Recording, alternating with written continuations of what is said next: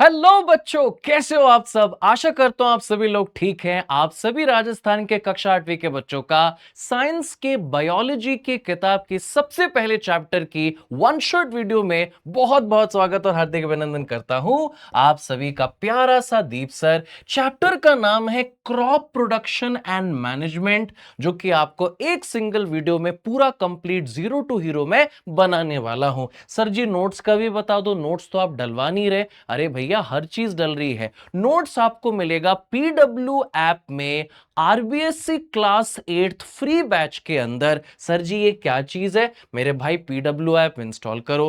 PW install करके app जब आप बैचेस के अंदर जाओगे और आप पहुंचोगे, पता है कौन से बैच पर? आप पहुंचोगे आरबीएससी क्लास 8 फ्री बैच पर। तब आपके सामने ये सारे के सारे सब्जेक्ट्स खुलेंगे। जिस किसी भी सब्जेक्ट की आपको वीडियो देखनी है वो आप चाहे यूट्यूब पे देख लो चाहे ऐप पे देख लो, उसी वीडियो के कोरस्पॉन्डिंग इन डिफरेंट सब्जेक्ट्स के फोल्डर्स में आपको नोट्स भी मिल जाएंगे। तो बैच का क्या नाम है? RBSC class 8 free batch 2027।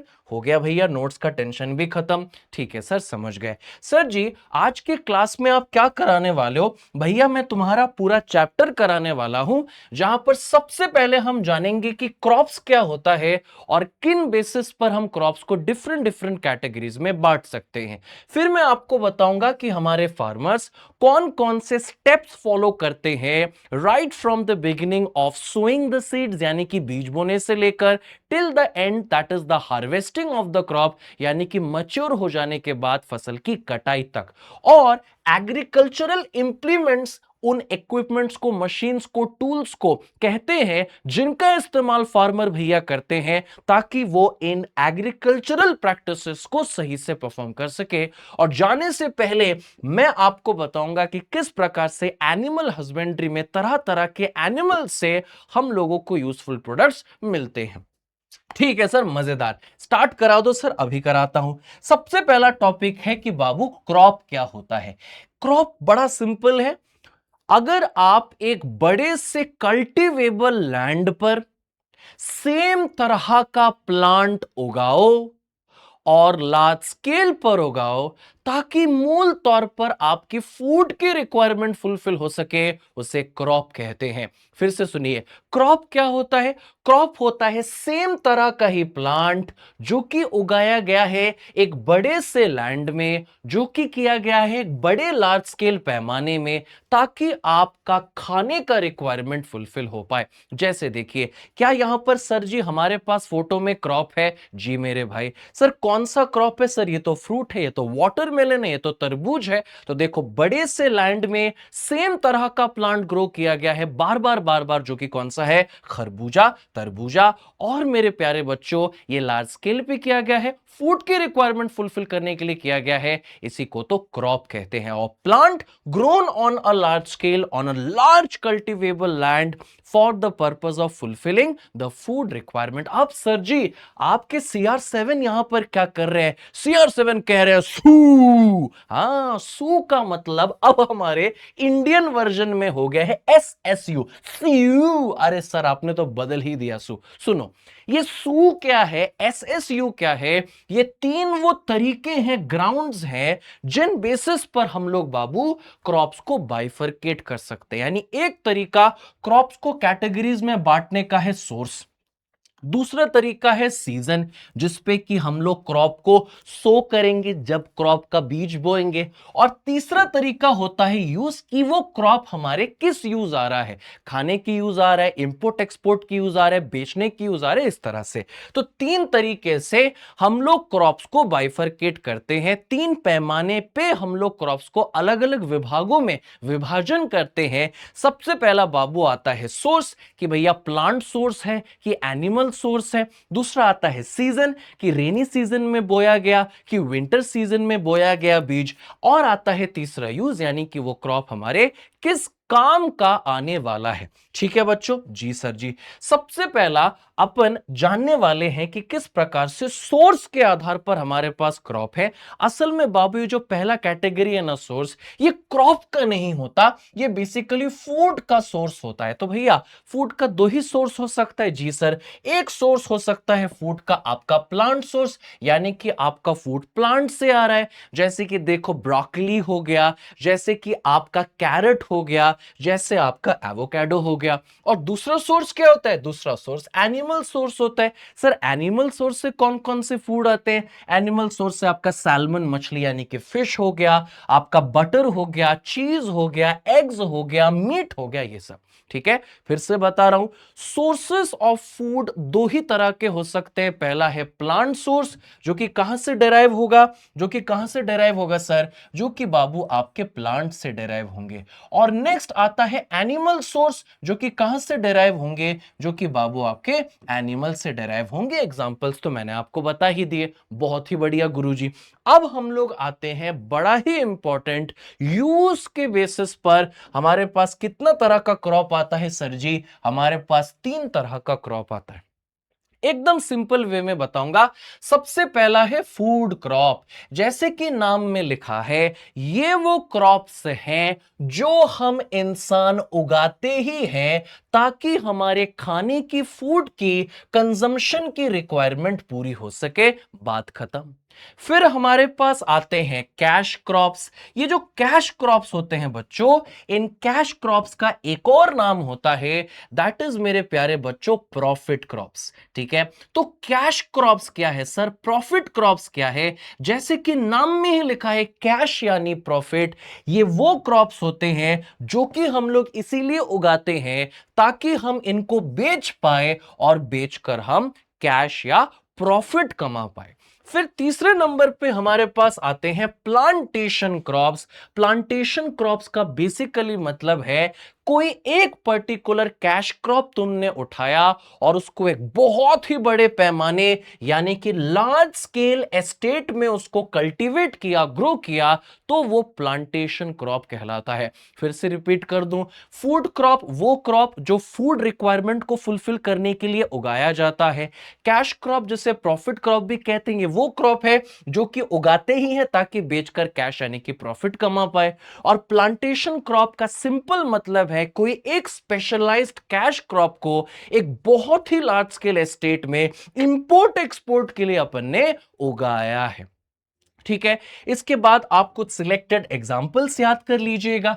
जैसे कि फूड क्रॉप्स में आपका राइस आ गया, व्हीट आ गया, मेज आ गया, मिलेट्स आ गए जिसमें ज्वार बाजरा रागी है, पल्सेस यानी कि दाल आ गए जिसमें आपका ग्राम आ गया, तुर आ गया। ठीक है, आप इसमें और चाहें तो मूंग भी लिख सकते हैं, मूंग की दाल भी आप लिख सकते हैं। ओके सर जी, आप चाहें तो इसमें आप अरहर की दाल भी लिख सकते हैं। बहुत बढ़िया गुरुजी, इस तरह से।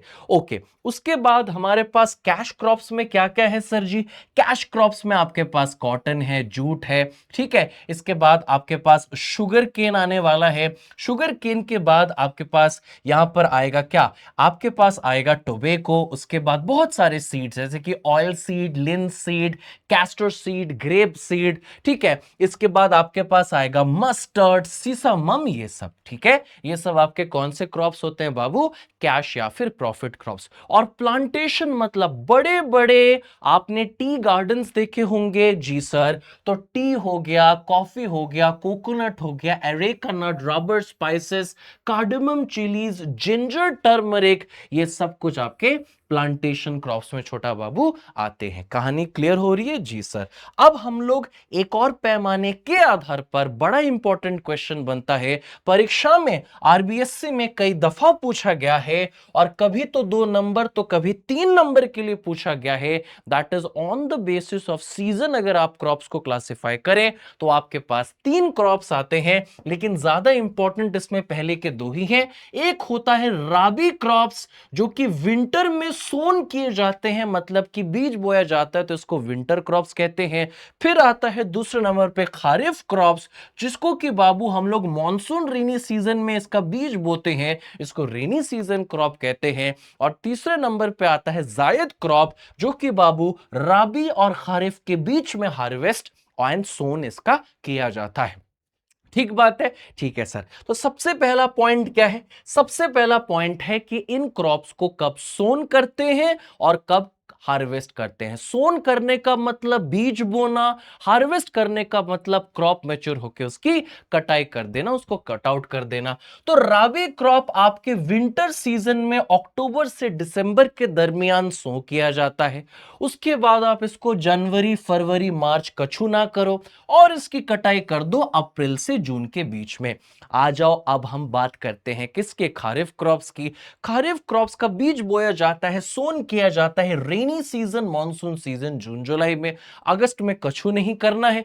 फिर इसकी कटाई कर दो सितंबर से अक्टूबर के बीच में। अब जायद क्रॉप की क्या कहानी है? जायद क्रॉप का कहानी यही है कि इसको मार्च से जुलाई के बीच में, राबी और खरीफ के बीच में ही सोन एंड हार्वेस्ट किया जाता है। ठीक है बच्चों, ध्यान देना। राबी को कब सोन करते हैं? विंटर में अक्टूबर दिसंबर। कब कटाई करते हैं? अप्रैल से जून। खरीफ को कब सोन करते हैं? रेनी मॉनसून सीजन जून जुलाई। कब कटाई करते हैं खरीफ की? सितंबर से अक्टूबर। और जायद क्या है? ये तो राबी और खरीफ के बीच में ही मार्च से जुलाई के टेन्योर में सोन एंड हार्वेस्ट किया जाता है। ठीक है सर। सर जी अब आप एग्जाम्पल बता दो। देखो राबी क्रॉप्स में क्या क्या आते हैं? वीट आ गया, बार्ली आ गया, पीज आ गए, ग्राम आ गया, मस्टर्ड आ गया, ये सब। उसके बाद खारिफ क्रॉप्स में क्या आते हैं? राइस, मेज, ज्वार, बाजरा, तूर, मूंग, उड़द, कॉटन, जूट, ग्राउंडनट, सोयाबीन इत्यादि। और अगर जायद क्रॉप्स की बात करें तो जायद क्रॉप्स में आपके कुछ सीजनल फ्रूट्स एंड वेजिटेबल्स आते हैं और फॉडर क्रॉप्स आते हैं। फॉडर क्रॉप्स मतलब वो क्रॉप्स जो कि उगाए ही जाते हैं लाइव स्टॉक को फीड करने के लिए, जैसे कि आपका कैटल हो गया, शीप हो गया, पिग्स हो गया। अगर आपने सोरगम का नाम सुना हो, मेज यानी कॉर्न का नाम सुना हो, इसके अलावा काउपीज लोबिया का नाम सुना हो, ओट्स का नाम सुना हो, गिनिया ग्रास के बारे में अगर आपने सुना, अल्फा अल्फा के बारे में अगर आपने सुना हो, तो ये सभी आपके फॉडर क्रॉप्स होते हैं जो कि लाइव स्टॉक को फीड करने के लिए ही उगाए जाते हैं, जो कि जायद क्रॉप्स की कैटेगरी में आते हैं। आप बस fodder crops and seasonal fruits and vegetables लिखोगे तो भी कोई दिक्कत वाली बात नहीं है। अच्छा, अब अगर आप देखो राबी क्रॉप्स कौन कौन से स्टेट में आपके ग्रोन है, तो यहां पर आप देखिए जो पूरा नॉर्दर्न इंडिया है, जो नॉर्थ इंडिया है, वो आपका कवर हो रहा है। एकदम नॉर्थ से देखिए आप चालू कीजिए तो एकदम नॉर्थ में सबसे पहले आपकी मुलाकात होगी जम्मू कश्मीर में। जी सर जी। जम्मू कश्मीर से नीचे आओगे तो आप मिल जाओगे किससे? हिमाचल प्रदेश से। हिमाचल प्रदेश के बाद आप आ जाओगे पंजाब हरियाणा और फिर उत्तराखंड और उत्तर प्रदेश। मतलब पूरा नॉर्दर्न पार्ट जो है वो राबी क्रॉप्स को उगाता है। बढ़ेंगे अगर हम खारिफ क्रॉप में तो ये बड़ा ही जो है वर्सेटाइल क्रॉप है बच्चों। ये सबसे पहले ईस्ट में बात करें तो आसाम, वेस्ट बंगाल एंड ओडिशा के कोस्टल रीजन्स का कवर अप हो गया। फिर सदर्न इंडिया में कर्नाटका छोड़ के सारे सदर्न स्टेट्स में खरीफ क्रॉप उगाया जाता है। देखिए आंध्र प्रदेश, तेलंगाना आ गया, तमिलनाडु आ गया, केरल आ गया, बस कर्नाटका नहीं है, बाकी साउथ भी कवर होगा। और वेस्ट में आपका महाराष्ट्र भी आ गया है। यानी यहां पर आपका जो कवरेज है वो आपका ईस्ट इंडिया में भी है, वो आपका साउथ इंडिया में भी है और वेस्ट इंडिया का भी महाराष्ट्र आपने ले लिया है। लेकिन primarily this is east and south India for kharif crop का growing and northern part of India for rabi crop. ठीक है बच्चों। और जायद क्रॉप का, जायद क्रॉप मोस्टली मेरे प्यारे बच्चों आपके अधिकतर नॉर्थ और नॉर्थ वेस्टर्न स्टेट में उगाया जाता है। तो आपको बहुत अच्छे से टेबल बनानी अपने नोट्स में।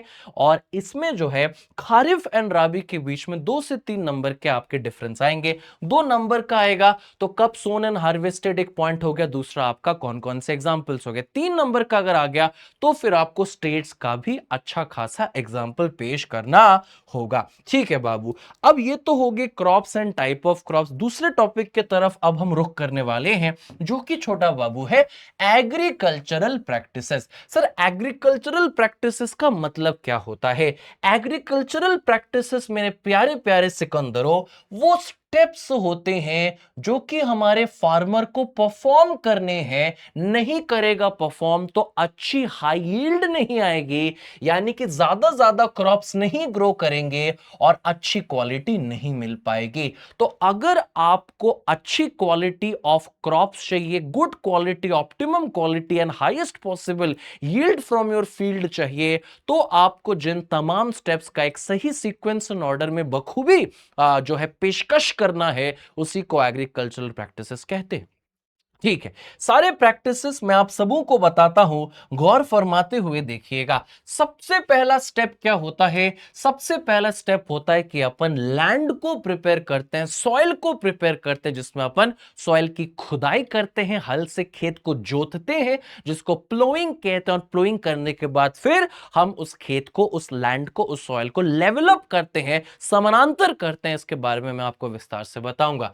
दूसरे नंबर पे जब एक दफा आपका सॉइल रेडी हो चुका है, तो फिर आपको बीज बोना है, जिसे आप सोइंग कहोगे। सोइंग होने के बाद फिर आपको मन्योर यानी कि खाद, कंपोस्ट और केमिकल फर्टिलाइजर्स डालने पड़ेंगे। इसके बाद आपको समय समय पर उचित इंटरवल पे proper amount of water add करना है, जिसको कि हम इरिगेशन करना कहते हैं। उसके बाद दोस्तों, इरिगेशन करने के बाद आपके कुछ अनवांटेड प्लांट्स है जो कि आपके मेन क्रॉप्स के साथ ग्रो करके उनके न्यूट्रिएंट्स से फाइट करने लगते हैं, जिसको कि वीड कहते हैं, जिसको कि हमें वीडिंग टेक्निक लगाकर उखाड़ के बाहर फेंकना है। उसके बाद दोस्तों, छठा और सातवां स्टेप जो है वो कई लोग एक साथ ही पढ़ाते हैं, जिसको कि अपन कहते हैं हार्वेस्टिंग एंड थ्रेशिंग।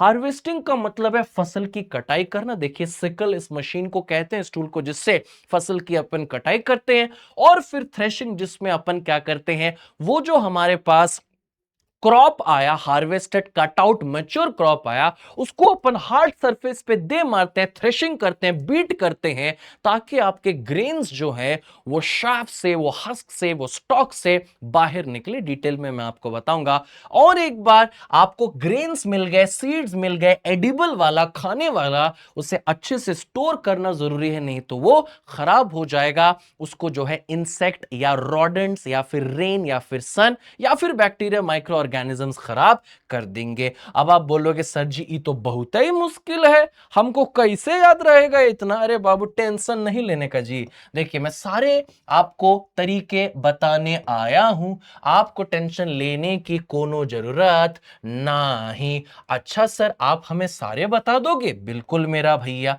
तुम्हारे लिए सुंदर सा टेक्निक लाया हूं, सुंदर सा टेक्निक, ट्रिक इन सारे एग्रीकल्चरल प्रैक्टिसेस को याद रखने का है। स्क्रीनशॉट यानी एसएच, स्क्रीनशॉट का शॉर्ट फॉर्म। स्क्रीनशॉट ले लो मेल फीमेल, क्योंकि इंडिया का पीडब्ल्यू है श्रेष्ठ, माने नंबर 1। स्क्रीनशॉट ले लो मेल फीमेल, क्योंकि इंडिया का पीडब्ल्यू सबसे श्रेष्ठ। ये वो ट्रिक या नेमोनिक है जिसके जरिए तुम सभी एग्रीकल्चरल प्रैक्टिसेस को याद रख सकते हो। और ये जो येलो कलर में हमने लिखे हुए हैं ना, उनका बस सेंटेंस कंप्लीट करने के लिए इस्तेमाल किया गया, जैसे कि ले लो, जैसे कि क्योंकि, जैसे कि का। उसका एज सच कोई एग्रीकल्चरल प्रैक्टिस से कनेक्शन नहीं है। ठीक है सर, तो स्क्रीनशॉट के एस का मतलब क्या है? एस का मतलब मेरे प्यारे बच्चों हो जाएगा सॉइल प्रेपरेशन, यानी कि आप लिख सकते हैं प्रेपरेशन ऑफ सॉइल।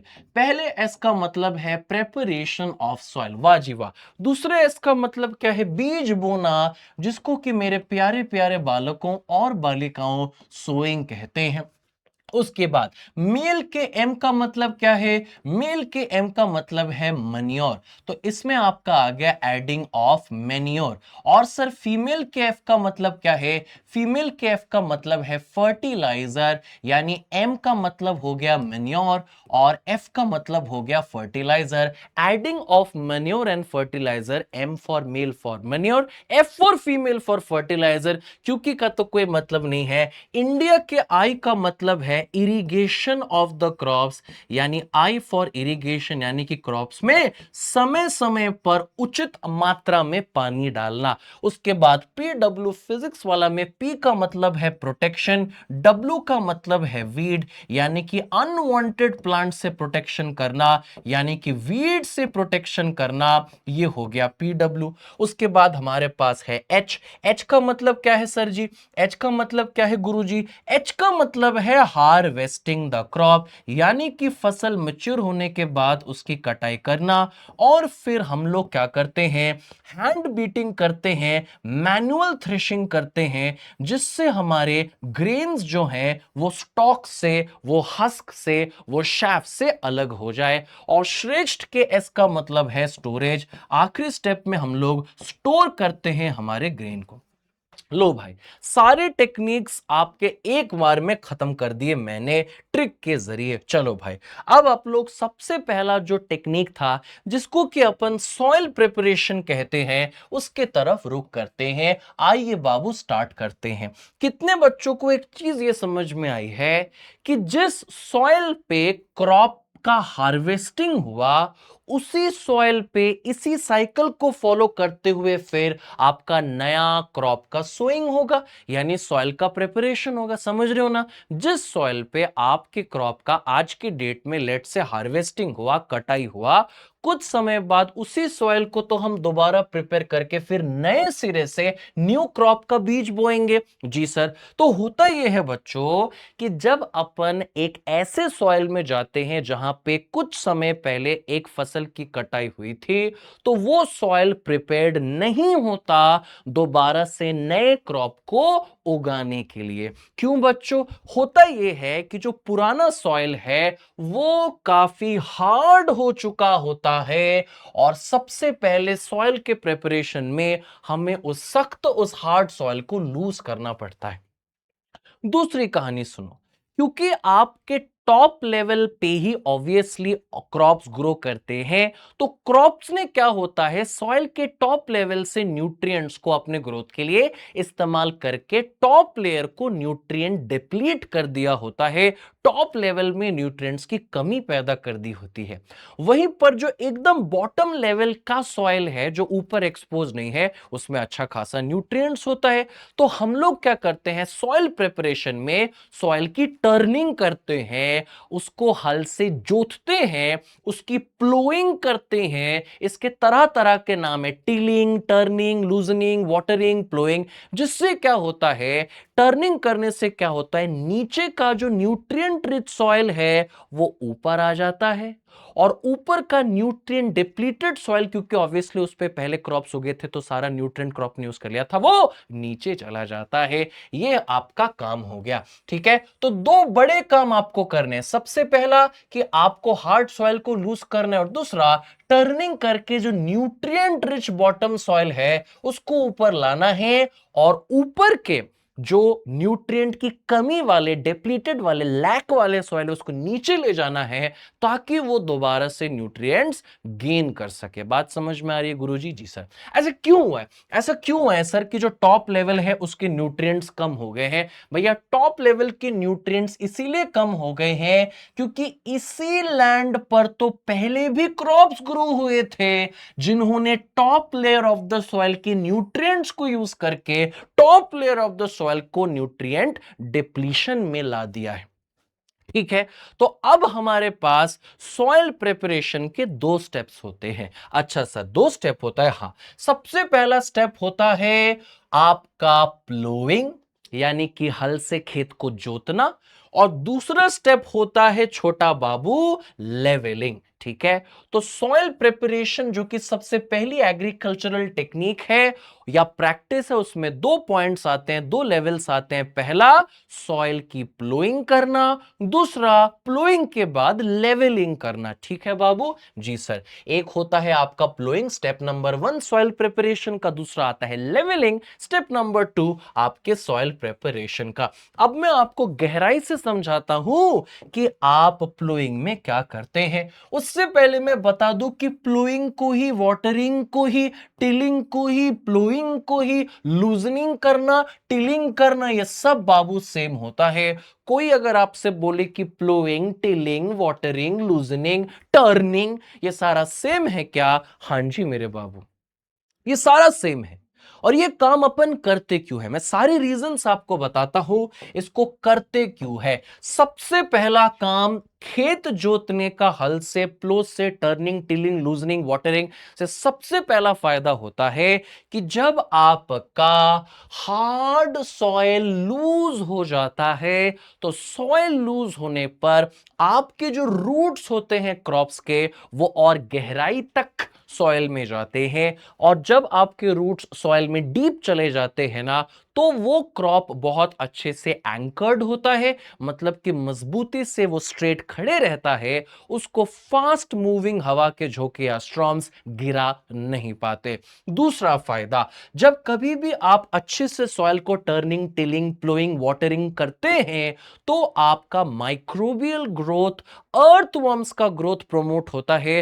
अर्थवर्म्स बच्चों फार्मर के फ्रेंड होते हैं, जो नेचुरल खाद बनाने में हेल्प करते हैं। माइक्रोब्स में आते हैं हमारे वेरी इंपॉर्टेंट राइजोम्स, यानी कि नाइट्रोजन फिक्सिंग राइजोबियम बैक्टीरिया, जो एयर के नॉन डायरेक्टली यूजेबल नाइट्रोजन को सॉइल में फिक्स करते हैं, सॉइल में वो उनको भेजते हैं एक ऐसे यूजेबल फॉर्म में जो कि प्लांट इस्तेमाल कर सकता है अपनी न्यूट्रिएंट की जरूरत को पूरी करने के लिए। और बदले में इस नाइट्रोजन फिक्सिंग राइजोबियम माइक्रोब को मिलता है घर, मकान, शेल्टर बाय द प्लांट। उसके बाद आपका, जैसे कि मैंने ऑलरेडी आपको बताया था, टर्निंग करने से जो न्यूट्रिएंट रिच बॉटम का सॉइल है, जो अच्छे से रिप्लेनिश हो चुका है, वो ऊपर आता है, और ऊपर का न्यूट्रिएंट डिप्लीटेड सॉइल नीचे चला जाता है। बढ़िया से अब आप जो है सॉइल को प्रिपेयर कर रहे हैं। इसके बाद जब आप हल से खेत को जोतते हैं, फिर चाहे आप ऑक्स, बुल, सांड का इस्तेमाल करें, तो यहां पर आप देख सकते हैं फोटो में कुछ अनवांटेड प्लांट्स जो हार्वेस्टिंग करने के बाद और दोबारा से नए क्रॉप को सो करने से पहले के दरमियान ग्रो हो गए हैं, उनको भी अपन हटा देते हैं। नहीं तो वो बेकार में आपके नए प्लांट्स के साथ क्या करेगा, लड़ाई करेगा सारी यूजफुल चीजों के लिए। तो ये चार वो रीजन है छोटा बाबू, जिसके लिए अपने को ploughing, tilling, turning, loosening, watering करते हैं। वाटरिंग करने से भी हार्ड सॉइल आपका लूज होता है। क्या क्या है फिर से सुन लो। सबसे पहला, प्लोइंग करने से आपके क्रॉप के जो रूट्स है वो एकदम डीप तक चला जाएगा, जिससे आपका प्लांट अच्छे से एंकर होगा, उसको तेज हवा के झोंके गिरा पाएंगी नहीं। दूसरा, जब आप प्लोइंग करते हैं तो माइक्रोब्स और अर्थवर्म्स का ग्रोथ प्रमोट होता है। माइक्रोब जैसे कि nitrogen fixing rhizobium bacteria air के नाइट्रोजन को सॉइल में कन्वर्ट करते हैं यूजेबल फॉर्म में, ताकि प्लांट उसको यूज कर सके। और अर्थवर्म्स का भी ग्रोथ होता है, जो कि आपको फिर वर्मिंग कंपोस्टिंग से खाद बनाने में मददगार साबित होते हैं। इसके अलावा न्यूट्रिएंट रिच जो आपका बॉटम सॉइल है वो ऊपर आता है, न्यूट्रिएंट डिप्लीटेड जो आपका टॉप सॉइल है वो नीचे जाता है। और इस प्लोइंग के कारनामे से आपके अनवांटेड प्लांट जो कि ग्रो हो गए हैं, जिन्हें अपन वीड्स कहते हैं, उनका रिमूवल भी हो जाता है। ठीक है सर? जी सर। अब मैं आपको बताता हूं कि ये जो अपन सॉइल प्रिपरेशन का स्टेप नंबर 1 करते हैं, जिसको कि प्लोइंग कहते हैं, प्लोइंग में बाबू कौन कौन से टूल्स का इस्तेमाल होता है? देखिए, कुल मिलाकर 3 ही चीजें हैं यहां पर। सबसे पहला है प्लो, जिसे अपन अंग्रेजी विच कहते हैं प्लो, हिंदी विच कहते हैं हल। ठीक, प्लो क्या होता है? प्लो इस तरह का एक टूल है, इस तरह का एक इक्विपमेंट है। प्लो में बाबू 3 चीज होता है। सबसे पहला होता है बीम।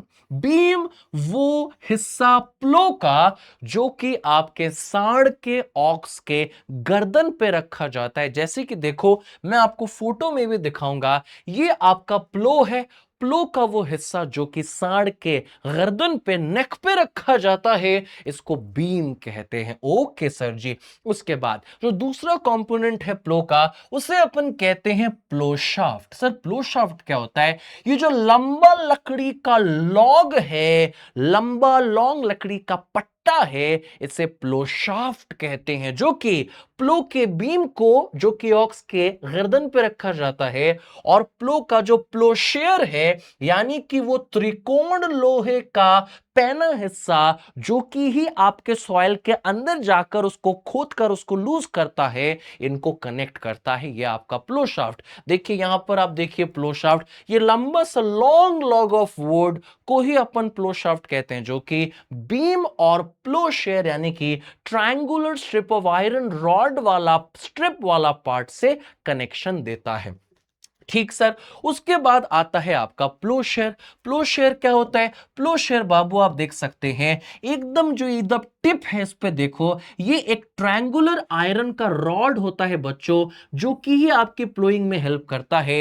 ये जो है आपके सॉइल के काफी गहराई तक घुसता है और जो है आपके सॉइल को लूजन अप करने में काफी ज्यादा ये मददगार साबित होता है। ठीक है छोटे बच्चों, जी सर समझ गए। यहां पर सर एक बार फिर से आप हमको प्लो शाफ्ट दिखा दो सर। ये देखो भाई प्लो शाफ्ट। सर जी बीम दिखा दो सर। ये देखो बाबू बीम। सर जी प्लो शेयर दिखा दो, जो कि असल में आपके लैंड के अंदर सॉइल के अंदर डिग डीप करके आपके सॉइल को लूज करता है। ये रहा बाबू। रेक्टेंगुलर नहीं है, ये ट्रायंगुलर है, ट्रायंगुलर आयरन स्ट्रिप। ठीक है, ये देखिए यहां पर भी प्लोइंग चल रही है। Okay sir. सर और एक टूल यहां पर बना है सर, ये क्या है सर जी? अभी बताता हूं। यहां पर एक और टूल बना है, इसको हो कहते हैं बाबू। लगभग लगभग प्लो जैसा ही होता है, लेकिन इसका काम टिपिकली वीड्स को, अनवांटेड प्लांट्स को निकालना होता है। इसमें भी आप देखिएगा तो आपको एक बीम दिखेगी, आपको एक ग्रिप दिखेगा, आपको एक पहना हिस्सा दिखेगा जो कि वीड को काटने में मदद करेगा। और तीसरे नंबर पे आप देख सकते हैं कि ये जो दोनों चीजें हैं, इसमें आपको किसको यूज करना पड़ रहा है? इसमें आपको बुल को यूज करना पड़ रहा है, ऑक्स को। ये आपको मैन्युअली करना पड़ रहा है, या फिर इसमें भी आप ऑक्स का यूज करेंगे। लेकिन सबसे बढ़िया रहता है कि आप ट्रैक्टर ड्रिवन प्लोइंग करो, यानी कि आप ट्रैक्टर के पीछे प्लो को फिट कर दो, अपने आप ट्रैक्टर आगे चलती चली जाएगी और पीछे लगा हुआ प्लो प्लोइंग का काम कर देगा। तो तीन चीजें हैं, पहला प्लो, दूसरा है हो is a kind of plowing only but it's used to remove the weed, और तीसरे नंबर पे ट्रैक्टर के साथ आप प्लो लगाकर प्लोइंग कर सकते हैं। समझ गए? जी सर जी। अब दूसरे नंबर पे आता है जो स्टेप, जो कि प्लोइंग के बाद करते हैं, और ये भी सॉइल प्रिपरेशन के अंतर्गत ही आता है। उसको छोटे दोस्तों अपन कहते हैं लेवलिंग। लेवलिंग का मतलब क्या है? जब तुमने प्लोइंग कर ली होती है, तो प्लोइंग करने के पश्चात समस्या ये होती है कि सॉइल बड़ा ही उबड़ खाबड़ बन जाता है, यानी कि अनइवन बन जाता है। कहीं पर आपके टीला बन जाता है, ढेरा बन जाता है, हीप बन जाता है, तो कहीं पर इस तरह के गड्ढे बन जाते हैं। अब आप लोग मुझे बताइए, क्या लेवलिंग नहीं करेंगे? क्या करेंगे सर। ये जो कहीं पर टीला यानी कि हीप और कहीं पर गड्ढा बन गया है, उसे समानांतर कर देना, उसे सेम लेवल पे, यूनिफॉर्म लेवल पे इवन कर देने के प्रोसेस को ही लेवलिंग कहते हैं। और मेरे प्यारे बच्चों, इस ही प्रोसेस को लेवलिंग कहा जाता है, जहां पर फ्लोइंग करने से जो आपका उबड़ खाबड़ सा नॉन यूनिफॉर्म सा सरफेस बन गया है, कहीं पर टीला कहीं पर गहरा गड्ढा डेवलप हो गया है, उसे दोबारा से इवन करना, लेवल करना, यूनिफॉर्म करना ही क्या कहलाता है? लेवलिंग। तो अगर आपसे कोई बोले कि सर जी लेवलिंग क्या होता है, आप बोलना टिलिंग करने के बाद, लूजनिंग करने के बाद, वाटरिंग करने के बाद, प्लोइंग करने के बाद, टर्निंग करने के बाद सॉइल जो है वो बड़ा ही नॉन यूनिफॉर्म और अनइवन बन जाता है। तो वह पद्धति जिसका इस्तेमाल करते हैं सॉइल को दोबारा से इवन, यूनिफॉर्म या सेम लेवल पर लाने के लिए, उसे छोटा बाबू लेवलिंग कहते हैं। जैसे प्लोइंग के फायदे थे, वैसे लेवलिंग के भी फायदे हैं। सबसे पहला लेवलिंग का फायदा क्या है? लेवलिंग कर दोगे तो सॉइल का erosion bye agents like wind and water होने का चांस काफी हद तक रिड्यूस हो जाएगा। दूसरा, अगर आपने सॉइल की लेवलिंग करी है, तो आपका जो वाटर का डिस्ट्रीब्यूशन है वो बड़ा ही इवन और uniform and equal and identical होता है। नहीं तो क्या होगा, जहां पर आपका गड्ढा है वहां पर इरिगेशन यानी वाटरिंग करते समय सारा पानी जमा हो जाएगा, और जहां पर आपका टीला है वहां तो पानी जमा ही नहीं होगा, उसके साइड से पानी नीचे गिर जाएगा। तो कहीं पर आपकी बाढ़ आ जाएगी और कहीं पर मेरे प्यारे बच्चों आपका सूखा हो जाएगा। इस चीज को प्रिवेंट करने के लिए ही लेवलिंग करते हैं, जो कि पानी को इक्वल अमाउंट में हर जगह ऑफ द फील्ड के हर क्रॉप के रूट्स तक डिस्ट्रीब्यूट करवाता है। इसके बाद बच्चों नेक्स्ट जो कहानी है वो है सीड प्लेसमेंट। जब अपन बीज बोते हैं उस प्रोसेस को सोइंग या सीड प्लेसमेंट कहते हैं।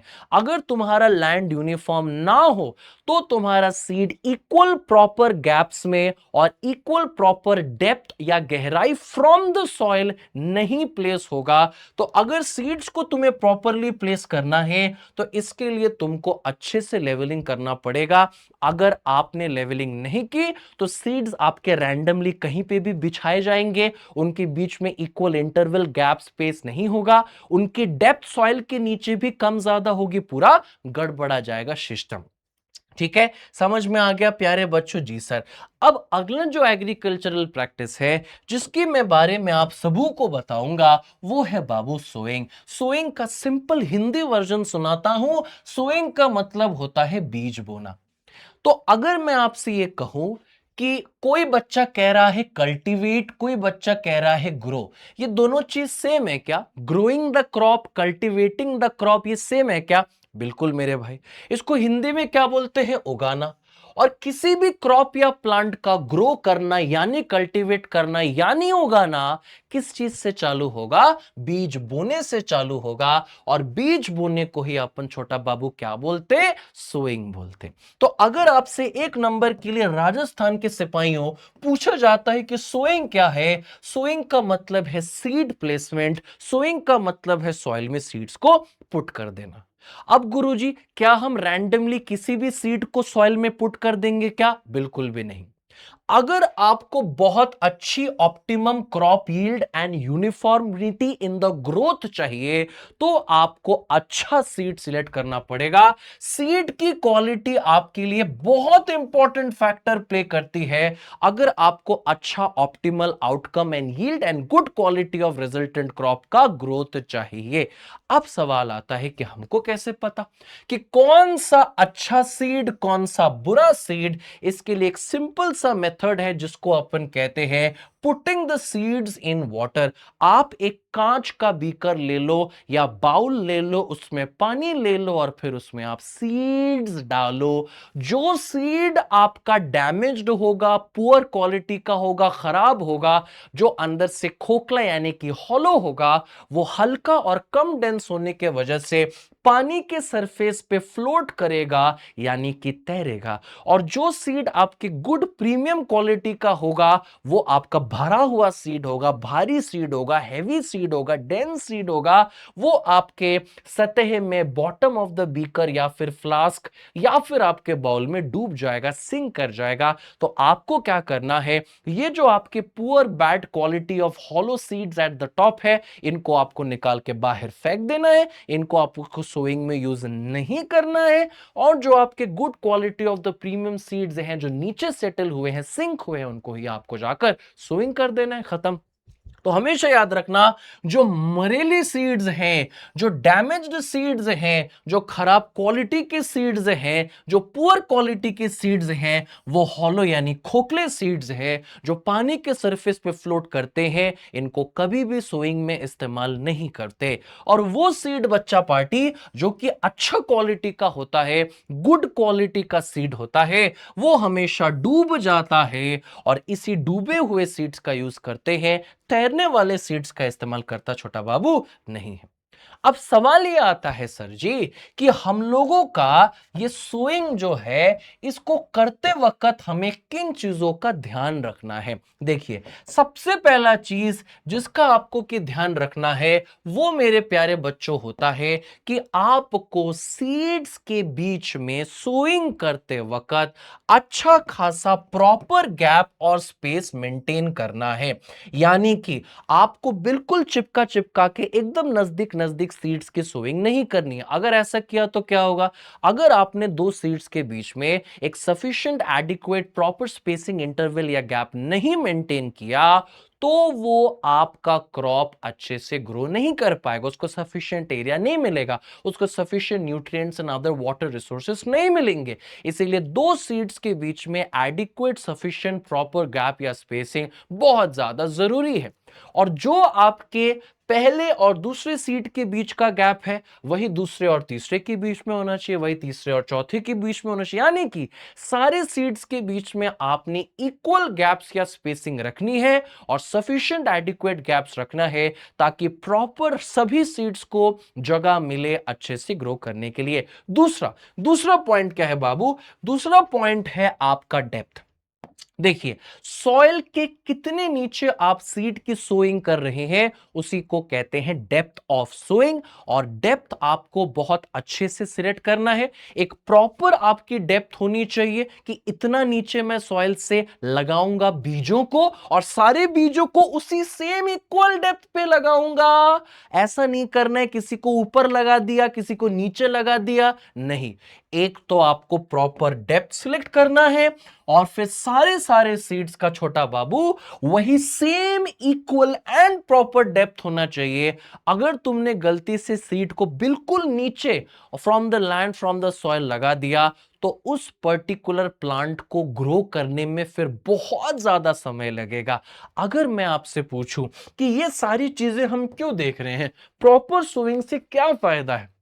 सबसे पहला फायदा यह है, प्रॉपरली सोइंग करोगे तो सारे क्रॉप्स जो है ग्रोथ में यूनिफॉर्मिटी दिखाएंगे, एक ऑप्टिमम गुड क्वालिटी यील्ड आप सभी को सामने देखने को मिल जाएगा। दूसरा क्या फायदा है हमारे सर? दूसरा फायदा यह है कि आपका हाईएस्ट पॉसिबल आउटकम यानी ऑप्टिमम यानी कि बेस्ट यील्ड आएगा। तो सारे क्रॉप्स अगर आप चाहते हैं यूनिफॉर्मिटी के साथ ग्रो करे, सब इवनली ग्रो करे और बहुत अच्छी आपको क्वालिटी मिले, यील्ड मिले, आउटपुट मिले, तो आपको सोइंग को ध्यान से करना है। और ध्यान में मैंने किन चीजों का ध्यान रखने बोला?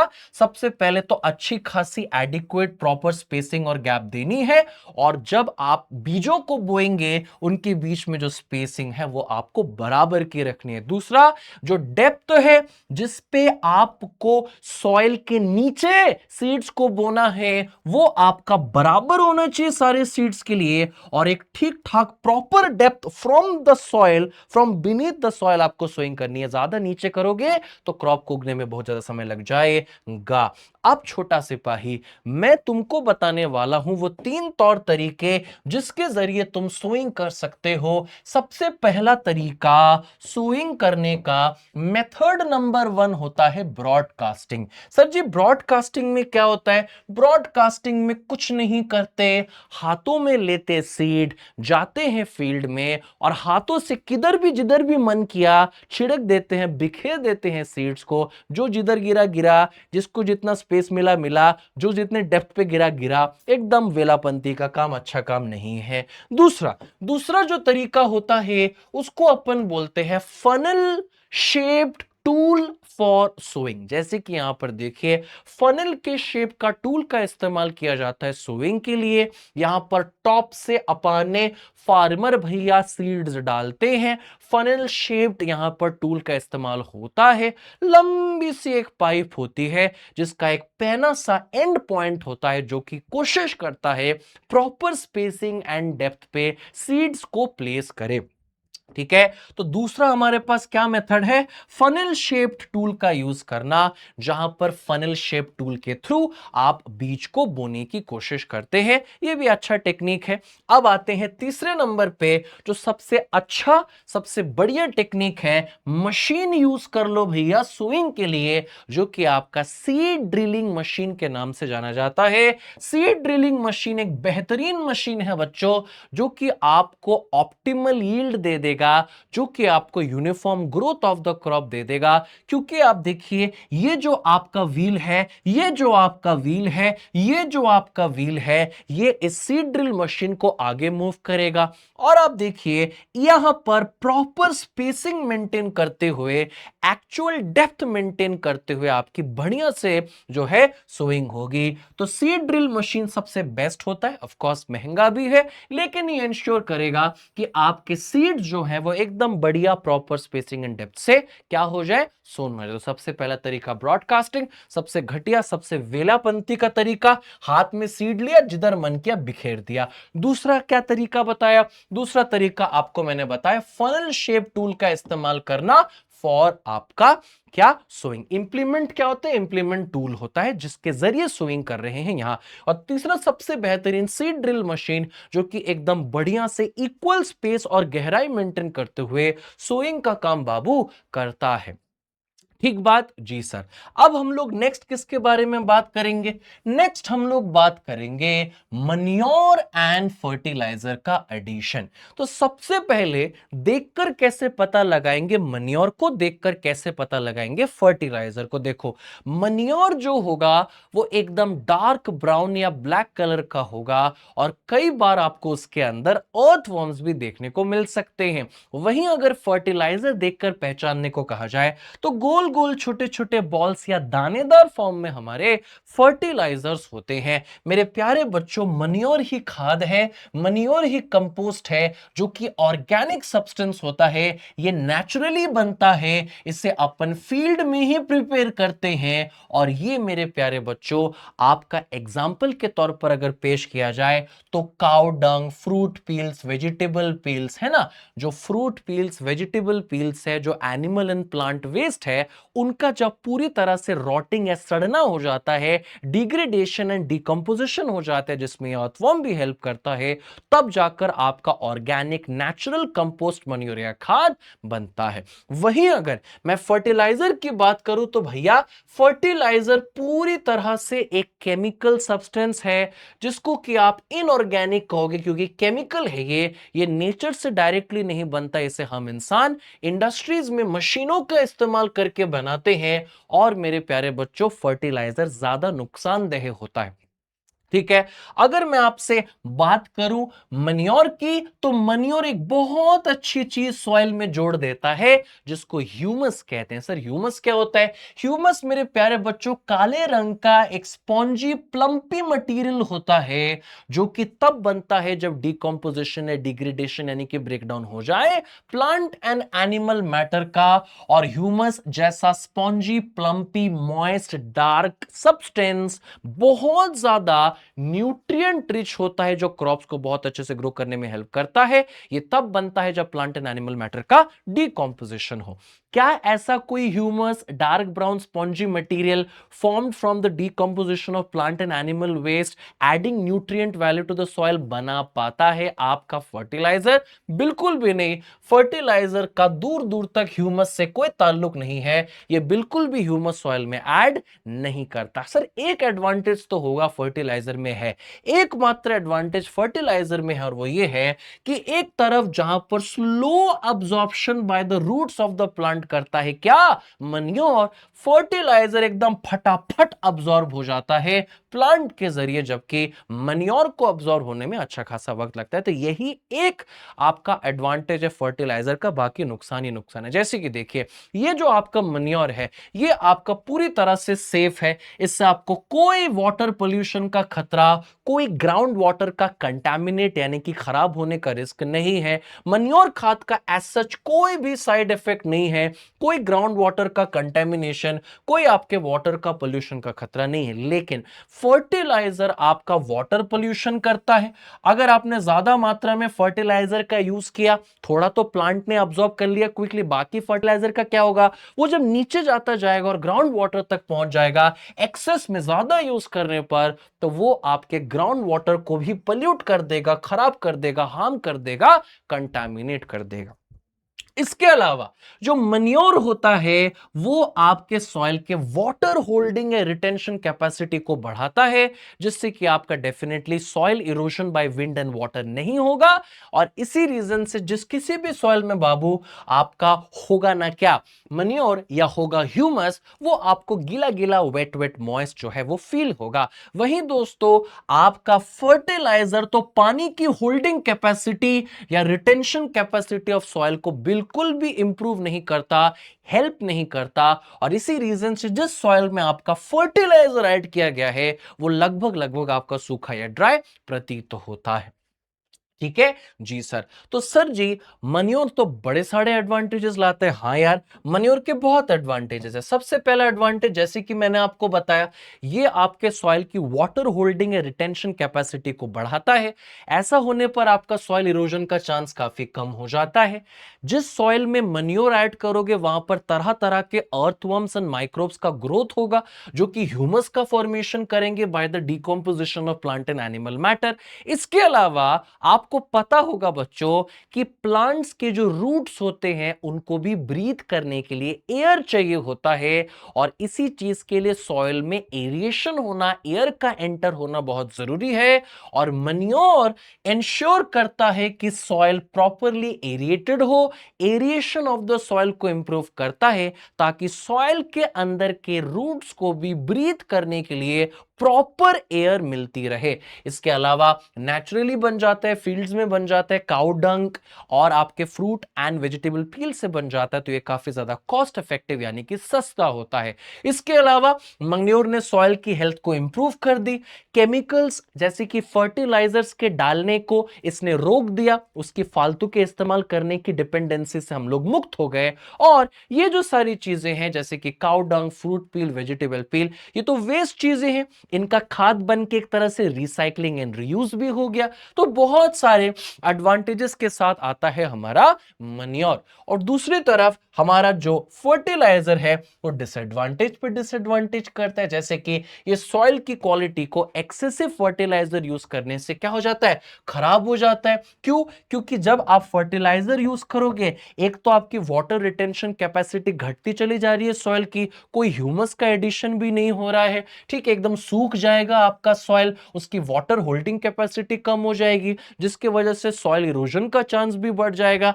एक्सेसिव फर्टिलाइजर का यूज करोगे तो ग्राउंड वाटर तक अगर एक्सेस फर्टिलाइजर पहुंच गया तो ग्राउंड वाटर का कंटामिनेशन हो जाएगा, और वाटर बॉडीज में फर्टिलाइजर जाएगा तो वहां के एक्वेटिक एनिमल्स एंड प्लांट्स को भी क्षति हो जाएगी, क्योंकि ये वाटर पोल्यूशन कॉज कर सकता है। भैया फर्टिलाइजर तुम्हारा इंडस्ट्री और फैक्ट्री में बनता है, तो यहां पर इसके बनने के प्रोसेस में बहुत सारे ग्रीन हाउस गैसेस जैसे कि कार्बन डाइऑक्साइड CO2, जैसे कि मीथेन CH4 रिलीज होता है जो कि ग्लोबल वार्मिंग कॉज करती है। और आपको पता है मेल्टिंग ऑफ ग्लेशियर्स जो है एंड ओजोन लेयर का जो depletion, that is all because of the global warming. मेरे प्यारे बच्चों, इसके अलावा फर्टिलाइजर महंगा भी होता है, मन्योर तो काफी सस्ता है, काफी चीप है, काफी कॉस्ट इफेक्टिव है, लेकिन क्योंकि फर्टिलाइजर को बड़े बड़े मशीनों में बनाया जाता है, फैक्ट्रीज में बनाया जाता है, ह्यूमन लेबर से बनाया जाता है, तो भैया ये महंगा है, और जब महंगा है तो बेचेंगे भी महंगा ताकि वो किफायती साबित हो।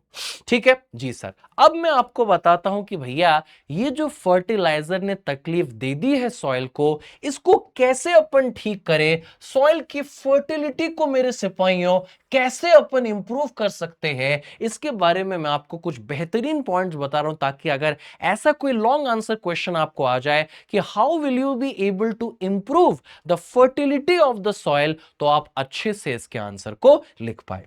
चलिए, सबसे पहला जो आपका तरीका है वो है वर्मी कंपोस्टिंग।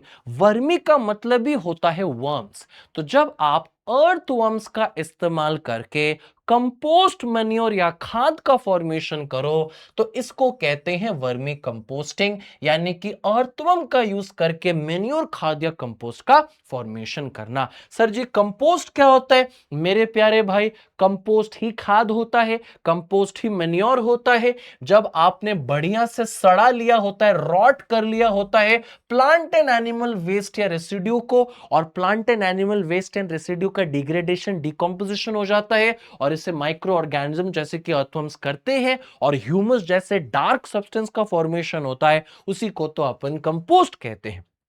अब आता है एक शानदार कॉन्सेप्ट जिसको अपन कहते हैं crop rotation. Sir crop rotation का क्या मतलब है? रोटेट करो क्रॉप्स को, मतलब अलग अलग टाइम पे सेम लैंड पे डिफरेंट क्रॉप्स को ऑल्टरनेटिवली ग्रो करो, ताकि आपके सॉइल को सफिशिएंट अमाउंट ऑफ टाइम मिले न्यूट्रिएंट से खुद को रीगेन एंड रिप्लेनिश कर सके।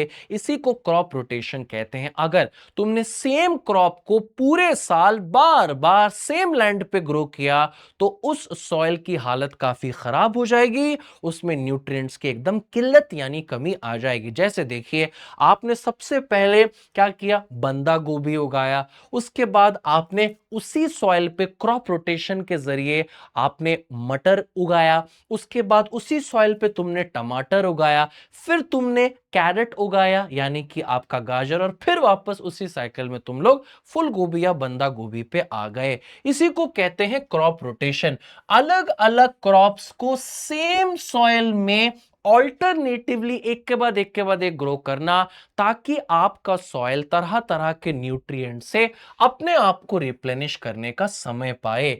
उसके बाद एक बड़ा सिंपल सा तरीका होता है leaving the land fallow. Sir leaving the land fallow का मतलब क्या है? इसका मतलब है, फैलो का मतलब है कुछ नहीं करना, जमीन को, सॉइल को एवं ही छोड़ देना, खाली छोड़ देना, बगैर कोई भी क्रॉप उगाए एज इट इज लैंड को हम लोग जब बेकार खाली छोड़ देते हैं, इसी को लीविंग द लैंड फैलो कहते हैं। क्यों सर? क्योंकि मेरे प्यारे बच्चों, कुछ समय के लिए अगर आप सॉइल को, लैंड को खाली छोड़ोगे, तभी तो सफिशिएंट टाइम मिलेगा उस सॉइल को न्यूट्रिएंट से खुद को रीगेन और रिप्लेनिश करने के लिए। जी सर। अब सर और कोई तरीका है क्या हमारे प्यारे प्यारे सॉइल की फर्टिलिटी को, उपजाऊपन को बढ़ाने का? बिल्कुल है बच्चा, उसको अपन कहते हैं बायो फर्टिलाइजर। दोस्तों, अगर मैं आपके सामने पेश करूं बात फर्टिलाइजर, तो आपको लग रहा होगा यार फर्टिलाइजर तो केमिकल होता है, लेकिन मैं आपको बताना चाहता हूं कि बायो शब्द का मतलब ही होता है living beings, living matter, living organisms. तो बायो फर्टिलाइजर नाम में भले ही फर्टिलाइजर है, परंतु ये लिविंग ऑर्गेनिज्म से बना होता है। ये आपके नाइट्रोजन फिक्सिंग बैक्टीरिया को कहते हैं, नाइट्रोजन फिक्सिंग ऑर्गेनिजम्स को कहते हैं, जो कि आपके ऑर्गेनिक फार्मिंग में बहुत ज्यादा यूज होते हैं। कौन से सर ऐसे लिविंग बायोटिक ऑर्गेनिजम्स या नाइट्रोजन फिक्सिंग बैक्टीरिया की आप बात कर रहे हो सर? मैं बात कर रहा हूं नाइट्रोजन फिक्सिंग राइजोबियम बैक्टीरिया की, मैं बात कर रहा हूं अजोटोबैक्टर की, और आपने शायद नाम सुना होगा सायानोबैक्टीरिया की, जिसको कि छोटा बाबू ब्लू ग्रीन एल्गे कहते हैं। ये सभी आपके नाइट्रोजन फिक्सिंग बैक्टीरिया या ऑर्गेनिज्म या बायोटिक माइक्रोब्स हैं, जो कि ऑर्गेनिक फार्मिंग में वाइडली यूज्ड है, जिसको कि बायो फर्टिलाइजर कहते हैं। ठीक बात जी सर। अब अपन किसके तरफ बढ़ेंगे? अब अपन बढ़ेंगे इरिगेशन के तरफ। सर जी, इरिगेशन क्या चीज है बाबू? इरिगेशन का सिंपल सा मतलब होता है कि आप अपने पौधों को, क्रॉप्स को सही मात्रा में रेगुलर इंटरवल पे, प्रॉपर इंटरवल पे पानी सप्लाई करो। क्या सर इसका मतलब होता है कि रोज पानी देते रहो? नहीं।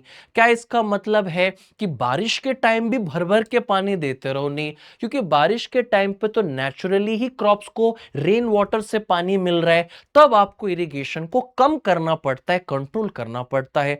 और सर इरिगेशन के सोर्स क्या क्या है? कहां से हमारे क्रॉप्स को वाटर का सप्लाई होगा प्रॉपर इंटरवल्स पे? सबसे पहला है एकदम सिंपल, वेल या ट्यूबवेल। इसके अलावा पॉन्ड्स, लेक्स एंड रिवर्स से भी आप इरिगेशन के लिए पानी प्राप्त कर सकते हैं। Another very important source of irrigation that not only helps in controlling flood, जो कि बाढ़ रोकने में तो सहायता करते हैं, साथ साथ इरिगेशन के लिए भी वाटर सप्लाई करते हैं, वो होते हैं हमारे डैम्स एंड कैनाल्स। ठीक है सर जी, ओके। अब मैं आपको बताने वाला हूं कि हमारे पास टेक्निक्स होते हैं इरिगेशन के। कुछ टेक्निक्स ऐसे जो आपके पुराने टेक्निक्स हैं, जिनको अपन ट्रेडिशनल मेथड्स कहते हैं, और कुछ मेथड जो आज हम मॉडर्न टेक्नोलॉजी का इस्तेमाल करके इरिगेशन ऑफ द क्रॉप्स के लिए यूज करते हैं। तो 4 ट्रेडिशनल मेथड्स ऑफ इरिगेशन है, जिनके बारे में मैं आपको बताऊंगा। सबसे पहला जो मेथड है दोस्तों, इस मेथड को बाबू हम लोग कहते हैं मोट या फिर पुली सिस्टम।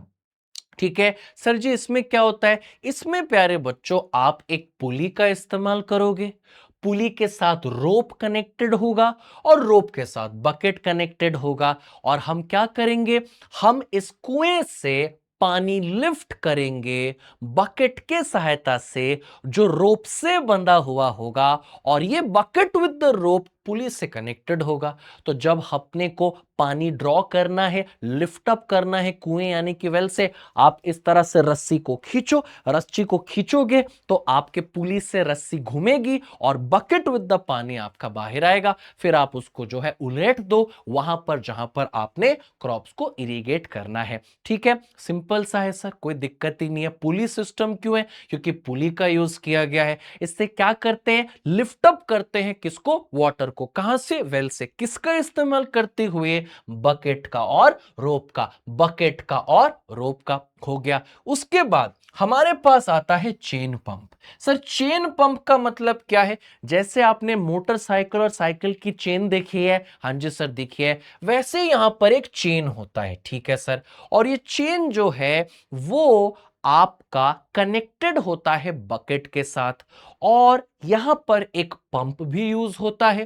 पंप का मतलब क्या है? जैसे कूलर में पंप होता है, लोअर हाइट से अपर हाइट में वाटर को पंप अप करने के लिए, उठाने के लिए यूज होता है पंप। तो ये पंप क्या करता है? चेन के साथ कनेक्टेड बकेट को लोअर हाइट से अपर हाइट तक पानी लिफ्ट करके देता है, और फिर ये बकेट जहां जहां आपके क्रॉप्स है वहां इरिगेशन के लिए पानी भेजता है। तो इस चेन के साथ जुड़ा होता है बकेट, और यहां पर पंप करता है पानी, जो कि जाता है इस चेन से कनेक्टेड बकेट में, फिर बकेट उस पानी को क्रॉप्स तक पहुंचाता है। तो chain with the bucket going to pull the water from the source and send it to the crop. ये आपका दूसरा मेथड हो गया। ओके हमारे प्यारे से सर, कोई टेंशन नहीं, कोई गल नहीं, कोई दिक्कत नहीं, मजा ही आ जा रहा है सर। मोट मतलब पुली सिस्टम है, दूसरा आपका चेन पंप है। उसके बाद सर और कोई टेक्निक है क्या? बिल्कुल है। यहां पर दोस्तों है हमारा राहत। सर राहत मतलब राहत फतेह अली खान क्या सर? वो सब नहीं रे। राहत जो है it is animal driven traditional irrigation technique, जहां पर हम यूज करते हैं बुल भैया का। बुल भैया के गर्दन में बंधा होता है इस तरह का एक बीम। अब ये जो ऑक्स या बुल या साड़ है, ये इस तरह से सर्कुलर पाथ पे घूमता है। जब ये बुल सर्कुलर पाथ पे वेल के चारों तरफ रोटेट करता है, तो बुल से अटैच्ड इस तरह का जो चक्का यानी कि व्हील है वो घूमता है। जब चक्का घूमता है तो चक्के पे देखो कितने सारे छोटे छोटे बकेट्स हैं, वो बकेट्स घूमते हैं, और घूमते घूमते वो बकेट वेल में से पानी ड्रॉ करते हैं, और पानी ड्रॉ करते करते वो पानी जो है वो इरिगेशन के लिए क्रॉप्स को भेजते हैं। और इस टेक्निक को राहत कहते हैं, क्योंकि इसमें व्हील का इस्तेमाल किया जाता है, इसलिए इसको पर्शियन व्हील मेथड भी कहते हैं। इसमें एनिमल ड्रिवन इरिगेशन यूज करते हैं। एनिमल का इस्तेमाल है, एनिमल घूमता है आपका सर्कुलर पाथ पे, जिससे एनिमल से कनेक्टेड व्हील घूमता है, जिससे व्हील से कनेक्टेड छोटा छोटा बकेट घूमता है, जो बकेट पानी को लिफ्ट करता है कुएं से और पहुंचाता है इरिगेशन पर्पस के लिए आपके क्रॉप्स तक। फिर आते हैं चौथे नंबर पे उस मेथड को जिसको कि कहते हैं ढेकली। ढेकली में क्या होता है बाबू? यहां पर आपका पुली भी नहीं है, चेन पंप भी नहीं है, राहत पर्शियन व्हील एनिमल ड्रिवन भी नहीं है। यहां पर आपका यूज होता है इस तरह का लकड़ी का लॉग, जिसको लीवर कहते हैं, और इस लीवर के दो एंड होते हैं। एक एंड में रोप से बकेट कनेक्टेड, दूसरे एंड में आपका हैवी वेट या स्टोन कनेक्टेड। होता क्या है? बड़ा सिंपल। जब आपको बकेट को डिप करना है कुएं के वेल के अंदर ताकि आपका पानी कलेक्ट हो सके, आप ये जो दूसरे एंड ऑफ द लीवर पे वेट है उसको हटा दो। ये वेट हटा दोगे तो क्या होगा? ये lever with the bucket is going to fall down, ये नीचे गिर जाएगा। लीवर लीवर नीचे गिर जाएगा वेल के, और वेल में से पानी उठा लेगा। अब भैया बकेट तो चुभ चुका है अंदर, डूब चुका है अंदर वेल के, पानी भी इकट्ठा कर लिया है, इसको खींचना पड़ेगा ना। कैसे खींचिएगा? अब आप वेट दोबारा रख दो। वेट दोबारा रखोगे तो लीवर जो गिर गया था, वेट रखते ही वो ऊपर आ जाएगा। ऊपर आएगा, बकेट पानी साथ लाएगा। उस पानी को फिर भैया कहां भेज रहा है? इरिगेशन करने क्रॉप्स को भेज रहा है ना। थैंक यू भैया। ठीक है, तो इसको कहते हैं लीवर सिस्टम। लीवर सिस्टम का यहां पर इस्तेमाल किया गया है।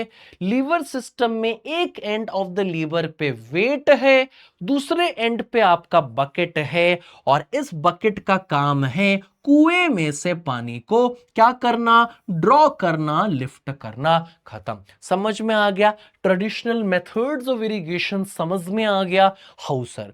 अब अपन बढ़ते हैं मॉडर्न मेथड्स ऑफ इरिगेशन की तरफ। मॉडर्न इरिगेशन मेथड्स की जहां तक बात है, यहां पर केवल मात्र मैं आपको दो ही मेथड बताऊंगा। सबसे पहला जो दोस्तों यहां पर मेथड है उसको अपन कहते हैं sprinkler system. Sir sprinkler system में क्या होता है? सर यहां पर क्या वाटर स्प्रिंकल होता है क्या? जेट स्प्रे की तरह चारों तरफ रोटेटिंग नोजल घूमता है क्या? और हर तरफ वाटर एयर में छिड़कना जाता है क्या? जी मेरे बाबू, यहां पर स्प्रिंकलर सिस्टम में क्या होता है कि आपका एक प्रेशराइज्ड पाइप, यानी कि एक पाइप जिसमें हाई प्रेशर में पानी है, वो पानी आता है। और वो पानी कहां पे आता है? वो पानी आता है वहां वहां जहां पर आपने इंस्टॉल करके रखा है इस तरह का रोटेटिंग नोजल, जो कि 360 डिग्री रोटेट होता है और पानी की धार को स्प्रिंकल करता है, बौछार करता है फवारे की तरह चारों तरफ। और इस कारण से यहां पर पानी की इस्तेमाल ज्यादा होती है। ठीक है, तो क्या होता है स्प्रिंकलर सिस्टम? एक प्रेशराइज्ड पाइप का नेटवर्क हमने बिछाया होता है, जो कि आपका इंस्टॉल्ड इस तरह के रोटेटिंग नोजल को पानी लाकर देता है, जो कि आपका रोटेटिंग नोजल रोटेट करके स्प्रिंकल करता है एयर में और क्रॉप्स तक ये पहुंच पाता है। लेकिन छोटा सिपाही, इसमें पानी का अत्यधिक इस्तेमाल हो जाता है। ठीक बात जी सर। अब मैं आपको बताता हूं दूसरे टेक्निक के बारे में।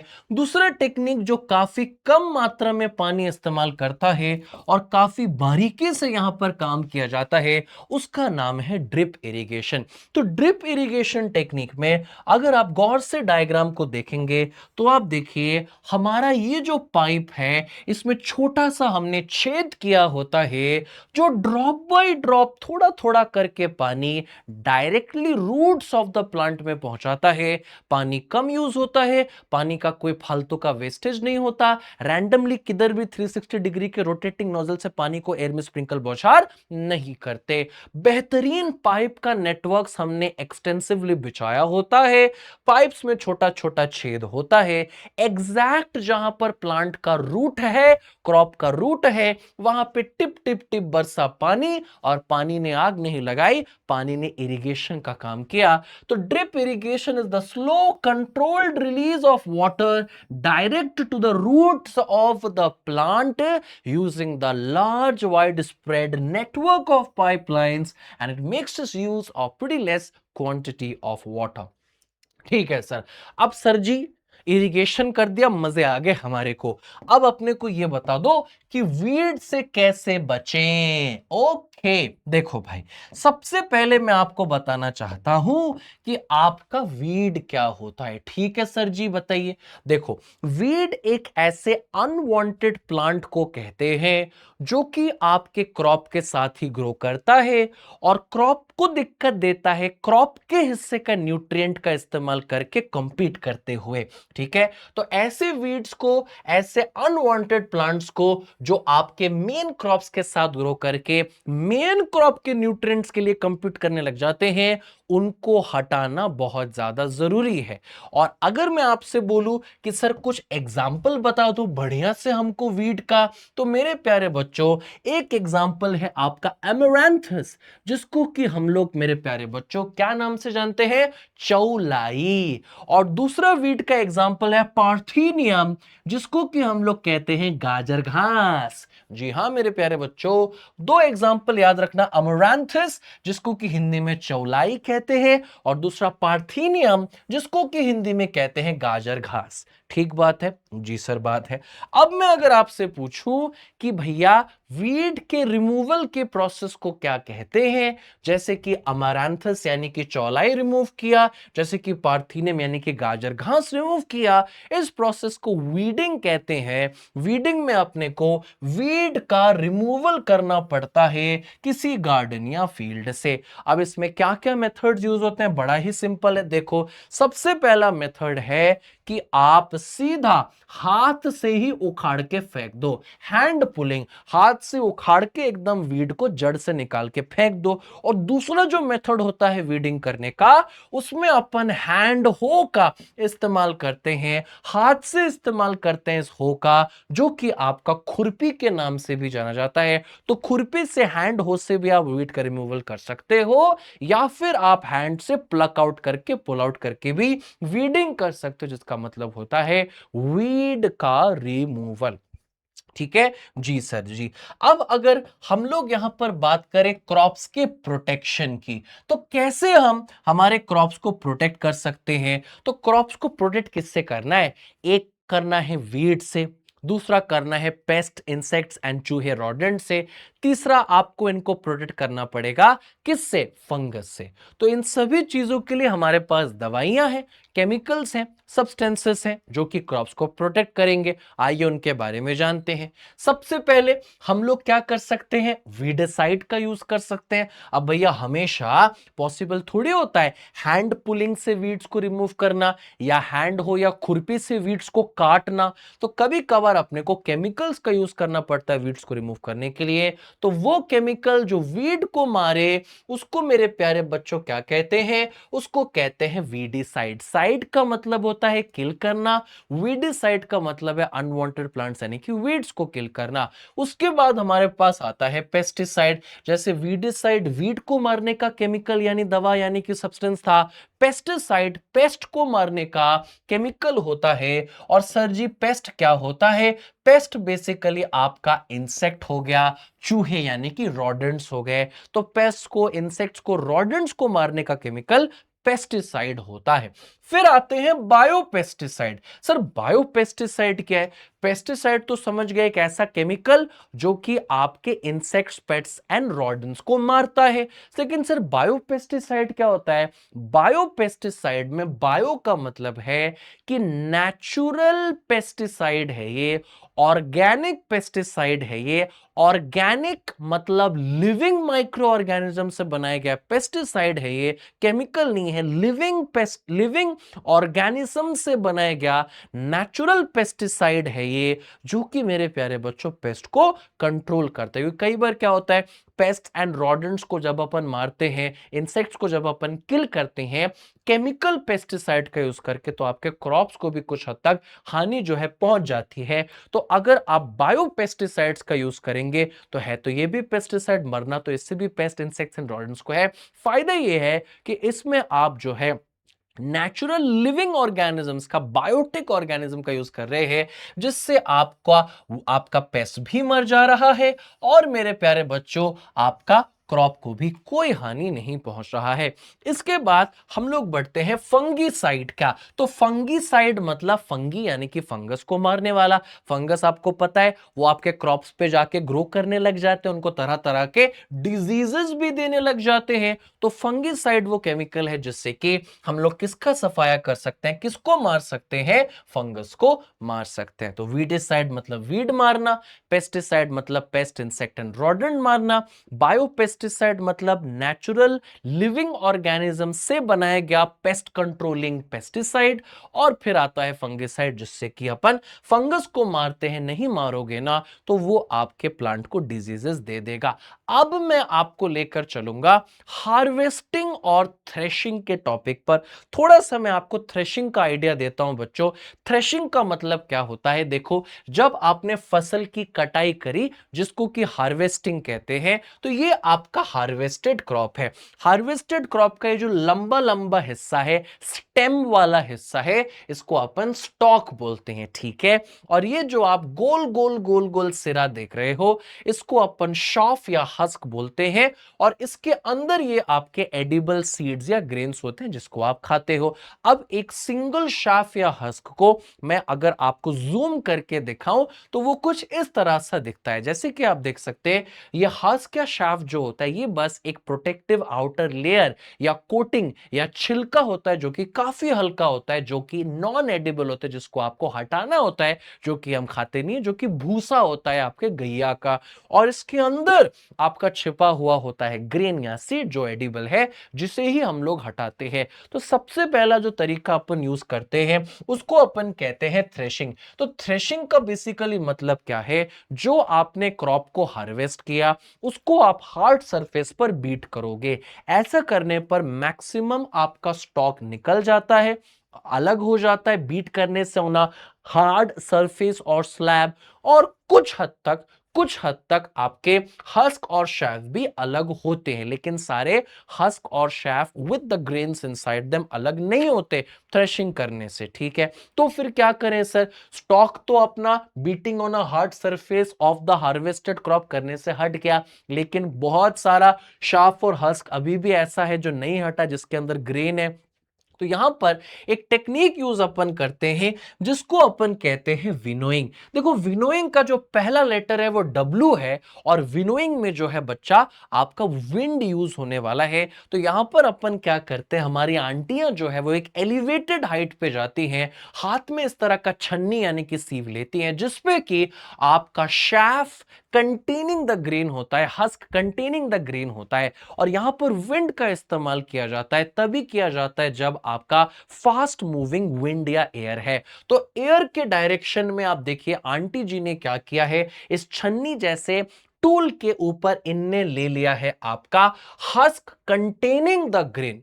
अब क्या होगा, तेज हवा की झोंके, तेज हवा की झोंके जो लाइटर है उसको दूर ठेल देंगी। जी सर, इसीलिए देखो जो हस्क है, जो शैफ है, जो lighter outer covering non edible part है, लेस आपका वेट होने की वजह से वो हवा के झोंकों के साथ दूर छिटक कर जाती है, और हस्क का जो ढेरा या टीला है वो दूर बनता है। वहीं जो ग्रेन है, जो सीड है, वो तो भारी है, वो तो हवा के झोंकों के साथ ज्यादा दूर जा पाता नहीं है, इसीलिए जो ढेरा है ग्रेन का, सीड का, वो बिल्कुल आंटी के ठीक नीचे बनता है, और यहां से आप इसको सेपरेट कर सकते हैं। आशा और उम्मीद है कि आपको समझ में आया। तो अब मैं आपको थोड़ा और डिटेल में समझाता हूं कि आखिर हार्वेस्टिंग में करते क्या है। तो हार्वेस्टिंग का अगर हिंदी में बात करूं तो इसका मतलब है कि आपका क्रॉप मैच्योर हो चुका है, अब आप इस मैच्योर क्रॉप की कटाई कर दीजिए, इसको ही अपन हार्वेस्टिंग करना कहते हैं। तो harvesting simply means to collect and cut the mature crop from the field. जब आप फील्ड में से कलेक्ट करते हैं और काट देते हैं मैच्योर क्रॉप्स को, इसी को हार्वेस्टिंग कहते हैं। हार्वेस्टिंग के क्या क्या टेक्निक्स हैं, एक तो आप मैनुअल हार्वेस्टिंग कर सकते हैं, खुद से जाकर सिकल से, ये इंस्ट्रूमेंट सिकल है बच्चा, इससे आप कटाई कर सकते हैं, कलेक्ट कर सकते हैं मैच्योर क्रॉप का, हार्वेस्टिंग का सबसे सिंपल मैन मेड तरीका। दूसरा, आपके पास सिकल के अलावा एक मशीन आती है जिसको हार्वेस्टर कहते हैं। हार्वेस्टर क्या करेगा, जो काम सिकल मैनुअली कर रहा है वो हार्वेस्टर मशीन से करेगा। और सबसे बढ़िया जो टेक्निक होता है आपका हार्वेस्टिंग करने का, उसको अपन कंबाइन कहते हैं। कंबाइन क्या है, it's a combination of two things, that is harvesting followed by threshing. यानी कि कंबाइन सबसे बढ़िया एक ऐसी मशीन होती है जहां पर ना केवल आपका हार्वेस्टिंग होता है, आपका इसके साथ साथ थ्रेशिंग भी हो जाता है। मतलब कि ना केवल आपका क्रॉप कलेक्ट एंड कट होता है, उस क्रॉप का जो स्टॉक, हस्क एंड शाफ है वो अलग हो जाता है, और डायरेक्ट आपको एडिबल सीड या ग्रेन मिल जाता है। यानी थ्रेशिंग भी हो गई, हार्वेस्टिंग भी हो गई, फसल की आपकी कलेक्शन एंड कटाई भी हो गई, और कलेक्शन एंड कटाई के साथ साथ मेरे प्यारे प्यारे नन्हे नन्हे दोस्तों, आपका थ्रेशिंग का काम भी हो गया, आपका स्टॉक, शाफ और जो हस्क है वो सेपरेट भी हो गया, और ग्रेन भी आपको मिल गया। तो combine is like a combination of harvesting followed by threshing. Threshing क्या है ऑलरेडी आपको बता दिया। थ्रेशिंग का मतलब है कि आपने क्रॉप्स को बीट किया, हार्ड सरफेस पे बीट किया ताकि आपका शैफ अलग हो जाए, काफी हद तक आपका स्टॉक अलग हो जाए और कुछ हद तक आपका शैफ एंड हस्क भी अलग हो जाए, और इसी को भूसा बोलते हैं। ये जो स्टॉक है, जो हस्क है, जो शैफ है, इसको भूसा बोलते हैं। ठीक है, विनोइंग भी मैंने आपको बता दिया, इसमें अपन विंड का इस्तेमाल करते हैं ताकि हमारे हस्क या शैफ में से आपकी सीड्स जो है वो अलग हो सके। ठीक है बच्चों, अब ये जो थ्रेशिंग है, ठीक है ना, ये जो थ्रेशिंग है इसमें क्या क्या मेथड्स यूज हो सकते हैं। देख भाई, एक मेथड तो हमारा नॉर्मल मैनुअल थ्रेशिंग जिसको हैंड बीटिंग बोलते हैं, जिसमें तुमने हार्वेस्टिंग क्रॉप को लेना है और हार्ड सरफेस पे मैनुअली इसको बीट करना है, जिससे स्टॉक अलग होता है, काफी हद तक शॉफ एंड हस्क भी अलग होता है। ठीक है, दूसरा तरीका क्या है? दूसरा तरीका जैसे कि आपने यहां पर मेरे साथ देखा, आप विनोइंग यूज कर सकते हो। तीसरा तरीका क्या है? तीसरा तरीका होता है animal threshing. Sir animal threshing में क्या होता है? आप ऑक्स का या बुल का इस्तेमाल करते हो, आप अपने हार्वेस्टेड क्रॉप को अच्छे से ओपनली स्प्रेड आउट यानी कि बिछाते हो, और आप ऑक्स को बुल को कहते हो कि तू चल इसके ऊपर से। तो जब ऑक्स या बुल वॉक करती है over the spread out harvested crops, तो ऑब्वियसली आपके जो ग्रेन्स एंड सीड्स हैं वो आपके शार्प एंड हस्क से अलग हो जाते हैं। तो इसको कहते हैं एनिमल ड्रिवन थ्रेशिंग, जहां पर ऑक्स या बुल का आपने इस्तेमाल किया। बाकी हमारे पास एक मशीन भी है जिसको कि आप देख सकते हैं थ्रेशर बोलते हैं। इसमें आप एक तरफ से डालते हो क्या, आपका हार्वेस्टेड क्रॉप, और दूसरी तरफ से आपको डायरेक्ट सीड्स या ग्रेन्स मिल जाते हैं, और जो आपका हस्क है, जो आपका शॉफ है, जो आपका स्टॉक है, वो भूसा अलग हो जाता है, जो फिर आप गैया को खिला सकते हैं। अब बाबू second last topic of today, that is मेरा छोटा बाबू स्टोरेज। सर जी स्टोरेज का चीज है। देखिए बाबू, मैं आपको बताना चाहता हूं, एक बार जब आपने हार्वेस्टिंग एंड थ्रेशिंग कर ली, तो आप अपने क्रॉप्स को ऐसे खुले में नॉन अटेंडेड नहीं रख सकते। रख दिया तो सूरज की रोशनी खराब करेगी, विंड खराब करेगा, रेन खराब करेगा, ह्यूमिडिटी खराब करेगी, उस पर कीटाणु अटैक करेंगे, फंगस लग सकता है, बैक्टीरिया का अटैक हो सकता है, paste and rodents and insects का अटैक हो सकता है। इसके अलावा उसको कैटल आकर खाकर चली जा सकती है। तो बड़ा सारा यहां पर दिक्कत है, इसीलिए स्टोरेज करना जरूरी है। तो स्टोरेज क्यों करना जरूरी है? अगर आपसे कोई सिपाही ये सवाल पूछ देता है कि हार्वेस्टिंग के बाद ये स्टोरेज इतना इंपॉर्टेंट क्यों है, तो मैं आपको बताता हूं ये इतना इंपॉर्टेंट क्यों है। सबसे पहला रीजन, अगर आपने स्टोरेज की तो जो क्वालिटी आपका हार्वेस्टिंग द क्रॉप करने के बाद था, वो प्रीमियम क्वालिटी का प्रेजर्वेशन होगा, यानी कि क्वालिटी आपके क्रॉप की खराब नहीं होगी अगर आपने अच्छे से स्टोर किया। दूसरा, सप्लाई मैनेजमेंट में हेल्प करता है। सप्लाई मैनेजमेंट मतलब जब उस क्रॉप की किल्लत होगी, कमी होगी, जब उसकी डिमांड होगी, तब आपने सप्लाई कर दिया, और जब डिमांड नहीं हुई तो आपने बफर में एक्स्ट्रा में स्टोर कर दिया, तो आप अच्छे से सप्लाई को मैनेज कर पा रहे हो। इसके अलावा जैसे कि मैंने कहा, मार्केट में फ्लक्चुएशंस होते रहते हैं, कभी कोई क्रॉप की डिमांड ज्यादा होती है, तब आपको ज्यादा सप्लाई करना पड़ता है मार्केट के फ्लक्चुएशंस को मैनेज करने के लिए, और कभी कभार किसी क्रॉप की कोई नीड होती ही नहीं है, तो फिर आपको अपने सप्लाई को स्टोर करके रखना पड़ता है, एक्स्ट्रा में बफर में बचा के रखना पड़ता है। इसके अलावा कभी भी अगर आपकी कोई खुदा ना खास्ता नेचुरल कैलामिटी या डिजास्टर हो जाता है, फ्लड्स आ गए, अर्थक्वेक हो गए, फेमाइंस आ गए, तो वैसे में आपका जो स्टोर किया हुआ फूड है वो सिक्योरिटी पर्पस के लिए हेल्प करता है, लोगों का पेट भरने के लिए। इसके अलावा आपका इंपोर्ट एक्सपोर्ट में अगर अच्छे से आपको, जैसे इंडिया से आप जानते हैं कि जो टी है, जो जूट है, वो कई फॉरेन कंट्रीज को एक्सपोर्ट होता है, शुगर केन एक्सपोर्ट होता है, तो यहां पर मेरे प्यारे बच्चों इंपोर्ट एक्सपोर्ट के लिए, ट्रेड के लिए, बिजनेस के लिए तभी चीजें अच्छे से स्मूथली वर्क करेगी जब आपने बढ़िया से स्टोर करके रखा हो।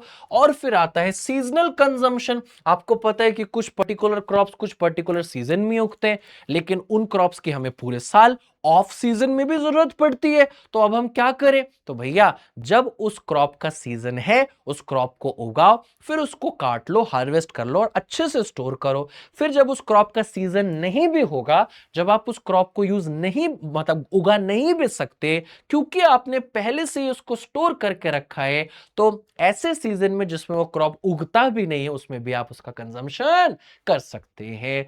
अब मैं आपको बताने वाला हूं कि स्टोरेज के क्या क्या क्या मेथड्स होते हैं। एक होता है सिलोज, इसमें आप ग्रेन्स को बढ़िया से स्टोर कर सकते हैं। फिर आते हैं ग्रेनरीज, जिसके के अंदर आप ग्रेन्स को स्टोर कर सकते हैं। और सबसे बढ़िया देसी नुस्खा होता है कि आप पॉट्स लीजिए, पॉट्स में आप नीम के पत्ते डालकर ग्रेन्स को स्टोर कर सकते हैं, क्योंकि नीम का पत्ता किसी भी तरह का इंसेक्ट रोडेंट का अटैक नहीं होने देता। ठीक है बच्चों जी, ठीक है सर जी। Last topic of today is animal husbandry. Sir जी, एनिमल हस्बेंड्री का मतलब क्या है?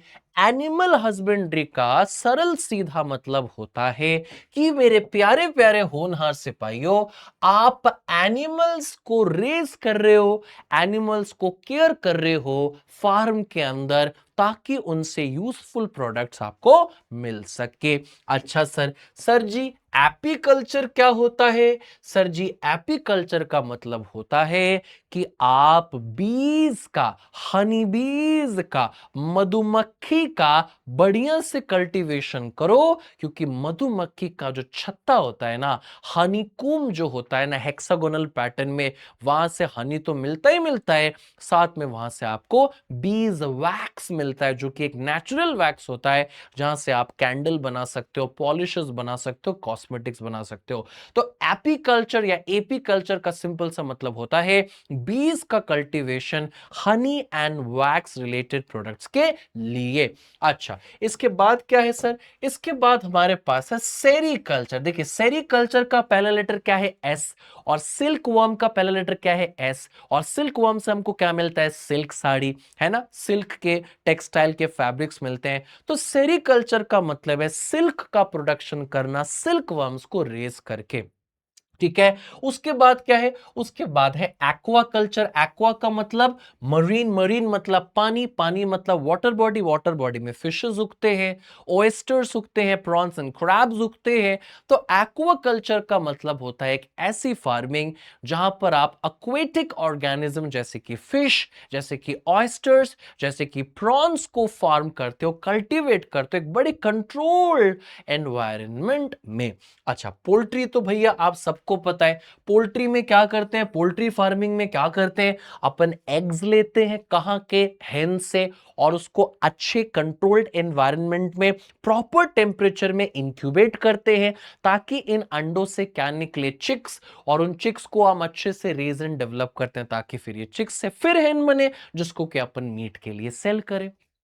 ठीक है बच्चा बाड़ी, ओके। अब मेरे छोटे बाबू लोग, आपको मैं एक छोटा छोटा और कॉन्सेप्ट बता देता हूं, ताकि कुछ भी ऐसा इस चैप्टर से ना छूटे। जैसे कि देखो, यहां पर आप सबों को ये पूछा गया है कि transfer of seedlings from the nursery to the main field is termed as. यहां पर आपने नर्सरी तो देखी होगी, नर्सरी में बहुत छोटे छोटे सैंपलिंग्स होते हैं, है ना, सैपलिंग्स होते हैं, छोटे छोटे पौधे होते हैं, छोटे छोटे पॉट्स में उगाए जाते हैं। तो वहां से, इस नर्सरी से जो सीडलिंग्स है, जो आपके सैपलिंग्स हैं, उसको जब हम आउटर हार्श एनवायरनमेंट कंडीशन के मेन फील्ड पे ट्रांसफर करते हैं, तो उसको क्या बोलते हैं? आप लोग वीडियो को पॉज कीजिएगा बच्चों, खुद से ट्राई कीजिएगा, एक बहुत अच्छा कई बार एग्जाम में पूछा जाता है। इसको अपन ट्रांसप्लांटेशन कहते हैं। तो ट्रांसप्लांटेशन में होता क्या है कि अपन नर्सरी के अंदर सीडलिंग्स को एक इनिशियल डेवलप होने देते हैं। बहुत कंट्रोल एनवायरनमेंट होता है, बढ़िया से छत इनको मिलती है, न्यूट्रिएंट रिच सॉइल इनको मिलता है, जब जैसा जरूरत वाटर एंड सनलाइट इनको मिलता है, और इनिशियल इनका रूट्स जो है इन सैपलिंग्स का, इन सीडलिंग्स का डेवलप हो जाता है। ताकि क्या होता है, ये लोग प्रिपेयर हो जाते हैं कि जब इन सैपलिंग्स को, जब इन सीडलिंग्स को हम लोग हार्श आउटर एनवायरनमेंट में एक्सपोज करेंगे, तो ये वहां पर भी अच्छा ग्रो करेंगे, वो वहां पर मरेंगे नहीं। ठीक है, समझ में आ गया ट्रांसप्लांटेशन का कॉन्सेप्ट? जी सर। अच्छा, अब आप मुझे बताओ, हनीकॉम्ब से, बीज के हनीकॉम्ब से एपीकल्चर में हम कौन सा बाई प्रोडक्ट ऑब्टेन करते हैं? बोलो, सोचो सोचो सोचो। सर एक तो हनी ऑब्टेन करते हैं जी, दूसरा, पॉज करके खुद से ट्राई करो बेटा, फिर वीडियो को प्ले करना, वैक्स ऑब्टेन करते हैं तो आपको बीज वैक्स मिलता है, जिसको कि अपन नेचुरल वैक्स भी बोलते हैं मेरे प्यारे प्यारे बच्चों, जो कि आपका कहां से मिलता है, जो कि ये जो कुंभ होता है ना, हनी कुंभ, इसमें से जब आपने हनी को सेपरेट कर लिया होता है ना, तो ये जो हनी कुंभ आपके पास बच गया या कुंभ आपके पास बच गया, इसको आपको मेल्ट करना पड़ता है, फिर आपको फिल्टर करना पड़ता है, तब जाकर आपको after melting and filtering from this Kumbh natural bees wax मिलती है, जो बड़े कारगर साबित होती है। इससे आप कैंडल्स बना सकते हैं, कॉस्मेटिक्स बना सकते हैं एंड पॉलिश भी बना सकते हैं। ठीक है, तो यहां पर दोस्तों ये बहुत अच्छा मैंने आपको यहां पर चीज सिखाया है और बहुत अच्छे से बहुत सारी चीजें मैंने आपको बताई, कुछ important long answer questions and उनके आंसर्स भी मैंने स्लाइड्स पे दिए हैं बाबू, अच्छे से पढ़ना। कैसी लगी आपकी क्लास? मैंने कोई भी टॉपिक नहीं छोड़ा बच्चों, हर एक चीज मैंने एकदम सूक्ष्मता से बताई, और नोट्स आप आरबीएससी क्लास 10th का जो फ्री बैच मैंने दिखाया और बाकी टीचर लोग ने भी दिखाया, वहां से आप एक्सेस करना। फिर मिलेंगे अगली बार, तब तक के लिए टाटा बाय बाय, अलविदा, अपना ख्याल जरूर रखना।